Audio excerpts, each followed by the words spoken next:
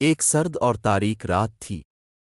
چاند بادلوں کی اوٹ میں چھپا ہوا تھا، اور ہوا کہ جھونکوں سے درختوں کی شاخیں ایسے حرکت کر رہی تھیں جیسے کوئی پراسرار مخلوق سایوں میں چھپی بیٹھی ہو۔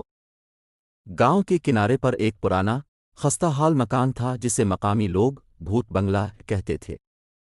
اس مکان کے بارے میں کہا جاتا تھا کہ وہاں کئی سال پہلے ایک عجیب حادثہ ہوا تھا، جس کے بعد سے وہاں کوئی رہنے کی جرت نہیں کرتا تھا۔ کمال، جو ایک نوجوان صحافی تھا، اپنی کہانیوں کے لیے سنسنی خیز موضوعات کی تلاش میں رہتا تھا۔ اسے بھوت بنگلہ کے بارے میں سن کر یہ تجسس ہوا کہ یہ سب کہانیاں کتنی حقیقت پر مبنی ہیں۔ اس نے فیصلہ کیا کہ وہ ایک رات اس مکان میں گزارے گا اور وہاں پیش آنے والے تمام حالات کو قلم بند کرے گا۔ شام کے وقت جب سورج غروب ہو رہا تھا، کمال اپنے کیمرے اور نوٹ بک کے ساتھ بھوت بنگلہ پہنچا۔ مکان کے قریب پہنچتے ہی اسے عجیب سا احساس ہوا۔ مکان کی دیواریں جھری ہوئی تھیں اور کھڑکیاں ٹوٹ پھوٹ کا شکار تھیں۔ دروازے پر زنگ آلود زنجیریں لٹک رہی تھیں جو ہوا کے ساتھ ٹکرا کر خوفناک آواز پیدا کر رہی تھیں۔ کمال نے ہمت کر کے دروازہ کھولا۔ اندر داخل ہوتے ہی اسے ایک پرانی اور گھٹی ہوئی بدبو محسوس ہوئی۔ مکان کے اندر ہر طرف دھول تھی اور فرش پر مٹی کی ایک موٹی تہ جمی ہوئی تھی۔ اس نے اپنا کیمرہ نکالا اور تصویریں کھینچنی شروع کیں۔ کچھ دیر بعد کمال کو ایسا لگا جیسے کسی نے اس کے کندھے پر ہاتھ رکھا ہو۔ وہ جلدی سے پلٹا، لیکن وہاں کوئی نہیں تھا۔ اس کا دل تیزی سے دھڑکنے لگا، لیکن اس نے اپنے آپ کو تسلی دی کہ یہ محض اس کا وہم ہے۔ کمال نے مکان کے مختلف کمروں کا جائزہ لینا شروع کیا۔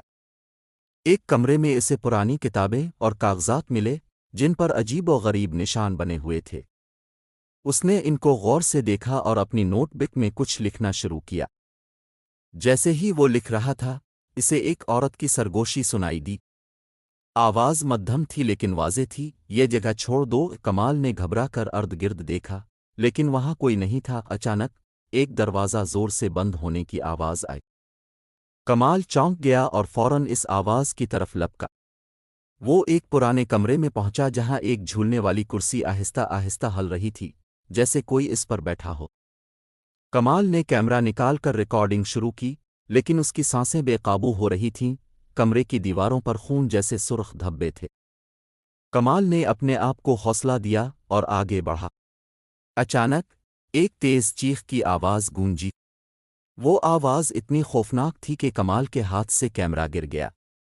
اس نے چیخنے والے کی طرف دیکھا، لیکن وہاں کچھ بھی نہیں تھا۔ اب کمال کو احساس ہوا کہ یہ جگہ واقعی غیر معمولی ہے۔ اس نے مکان سے باہر نکلنے کا فیصلہ کیا، لیکن جب وہ دروازے کی طرف بڑھا تو وہ بند تھا۔ کمال نے اسے کھولنے کی کوشش کی، لیکن وہ جم چکا تھا جیسے کسی نے اسے باہر سے بند کر دیا ہو۔ اسی لمحے کمرے میں ایک سایہ نمودار ہوا۔ وہ سایہ آہستہ آہستہ کمال کی طرف بڑھنے لگا۔ کمال نے پیچھے ہٹتے ہوئے چیخ ماری، لیکن اس کی آواز گونج کر خاموشی میں تبدیل ہو گئی۔ سایہ قریب آتے ہی ایک انسانی شکل اختیار کرنے لگا، لیکن اس کا چہرہ مسخ شدہ تھا، جیسے کوئی بھیانک خواب حقیقت بن گیا ہو۔ کمال نے اپنی پوری قوت سے دروازے کو دھکیلنے کی کوشش کی۔ آخر کار دروازہ کھل گیا اور وہ باہر کی طرف دوڑ پڑا۔ جیسے ہی وہ مکان سے باہر نکلا، اسے لگا کہ ہوا کہ جھونکوں میں کسی کے قہقہے کی آواز شامل تھی۔ وہ جلدی سے اپنی گاڑی میں بیٹھا اور گاؤں کی طرف روانہ ہو گیا۔ کمال نے گاؤں پہنچ کر یہ کہانی سب کو سنائی، لیکن بہت سے لوگ اس پر یقین نہیں کرتے تھے۔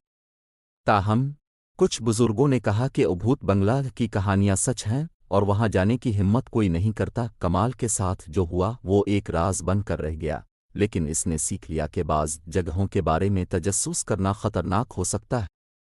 بھوت بنگلہ کی حقیقت آج بھی ایک معمہ ہے، اور کمال کے تجربے نے اسے ہمیشہ کے لیے بدل دیا۔